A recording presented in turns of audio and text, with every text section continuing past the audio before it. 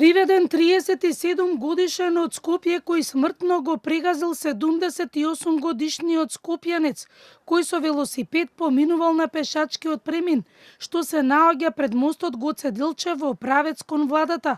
Ударот на возилото во велосипедистот, возачот на автомобилот го оставил возилото и избегал.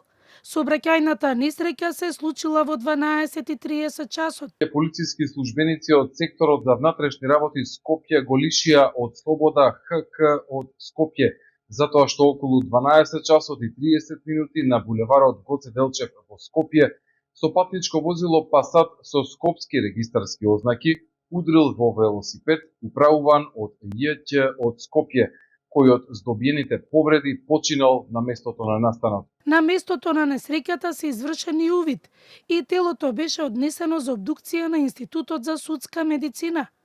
Граѓани кои живеат во близина на пешачкиот премин бараат овдека да се постават семафори.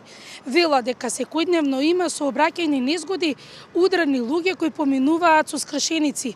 Во 2022 година маж исто така беше прегазен и почина.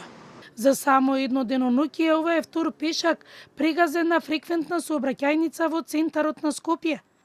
Од МВР потврдија дека денеска е приведен возачот, кој синоќа со голема брзина прегази 79 годишна жена на пешачки премин кај гимназијата Јосип Броз Тито. Од ударот жената се здобила со тешки телесни повреди, а тој избегал со својот автомобил.